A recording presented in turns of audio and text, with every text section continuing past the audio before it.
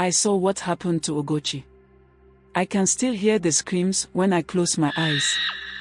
They weren't like anything I've heard before, sharp, desperate, and filled with fear. It happened in our village years ago, but no one talks about it anymore. No one wants to remember what happened to Ugochi. Ugochi was just a child when she was married off to Mr. Oba, an old man who had lost his family. Ugochi was an orphan, and the elders thought this was her best chance. At the wedding, Ugochi looked terrified. She barely smiled. Her eyes were full of sorrow, as though she knew something we didn't. Mr. Oba lived at the edge of the village, surrounded by dense trees that seemed to block out the sun, casting his hut in shadow even during the day. The air around his home was always thick and heavy, like a storm was about to break. People in the village whispered about him. They said he was cursed, saying that strange things happened to anyone who stayed too long around his home. No one wanted to go near his hut. After Ugochi moved in with him, things began to change. The village became quieter, the days darker. At night, we could hear Ugochi's screams, her voice full of fear and desperation, echoing through the trees. And then, just as quickly as they started, they would stop. There would be silence. That's when the strange things started happening: footsteps in the night, sounds of something moving around his property, shadows in the windows when no one was there. The village began to feel the weight of something dark, something unnatural hanging over it. One night, I couldn't sleep. The air outside was still, and there was something wrong with the way the moonlight filtered through the trees. Then, the sound of frantic footsteps broke the silence. I ran to my window and looked out. There, in the moonlight, was Ugochi. Her face was pale, her eyes wide in terror. She was running, stumbling, away from Mr. Oba's hut.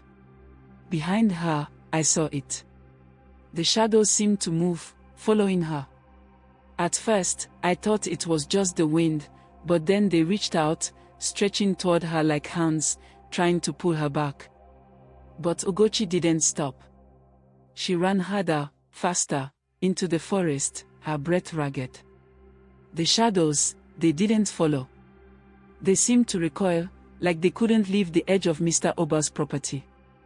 It was as if the forest itself was holding her back, forcing her to stay in that cursed place. The next morning, Mr. Oba came to the village and claimed that Ugochi had run away. His voice was cold and weirdly too calm. But there was something in his eyes, something empty, something that didn't match the words he spoke.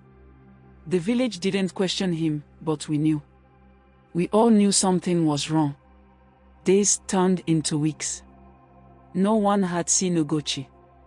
The air grew heavier, and whispers of dark magic, curses, and shadows filled the village. The once peaceful place seemed to darken, and many of us felt an unease that we couldn't shake. But Ugochi wasn't gone. She had made it to the neighboring village, where a kind woman took her in. She was weak, exhausted, and broken, but she was alive. The woman helped her get some rest, gave her food, and listened as Ugochi spoke. Ugochi told her everything. She spoke of the dark presence in Mr. Oba's home, the strange sounds that seemed to come from the walls, the feeling of being watched every minute of every day. And then she told of the horrifying truth: the shadows weren't just something in the house. They were something that clung to Mr. Oba himself. Ugochi described how Mr. Oba had treated his first family, the wife who had mysteriously died, the children who had disappeared without a trace. Ugochi had discovered the truth: he had cursed them. She had uncovered an old, tattered journal hidden in his belongings. It was filled with dark rituals, promises to bring back his family at a terrible cost, and threats to anyone who stood in his way. He had used his dark power to bind his wife and children to the house, to the shadows, and when they died, their spirits were trapped there forever. Ugochi had tried to run many times, but each time, the shadows would stop her, pulling her back to that place. But this time, she had broken free. The spirit of his family had helped her. The souls of his wife and children had shown her the way out, breaking the curse that held her. But she wasn't safe. Not yet. The woman in the neighboring village sent word back to our village. The elders gathered together and made a plan. They knew the truth now. Mr. Oba was not just a lonely man, he was a dangerous one. He had kept his dark past hidden, and now it was time for him to face the consequences. A group of villagers, led by the elders, marched to Mr. Oba's hut. When they arrived, the house was shrouded in darkness, the air thick with an oppressive weight. Mr. Oba tried to lie, but it was too late. The village had spoken. The evidence was clear, and Ugochi's story had proven it all. Mr. Oba was arrested.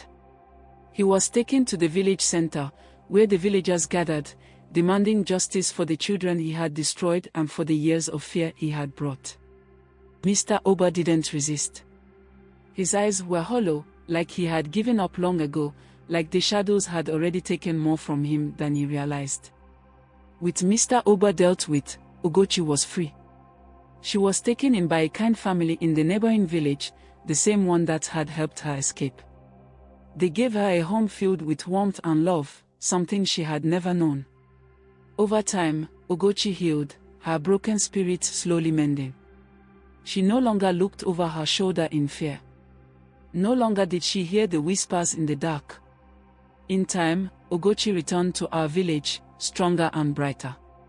She smiled now, genuinely smiled, and the village began to see her not as the broken girl who had once been taken, but as the courageous woman who had escaped. She didn't hide her story. She told it to anyone who would listen, not as a tale of sorrow, but as a tale of strength. Ugochi became a symbol of hope for all of us. She reminded us that no darkness, no matter how deep, could ever truly hold us. She was the proof that we can find a way out even when it feels impossible. Now, if you visit our village, you'll see children playing freely, their laughter echoing in the air. And if you listen closely, you might hear Ugochi's laughter on the wind. It's soft, warm, and filled with the peace she fought so hard to find. A peace that no shadow can ever take away.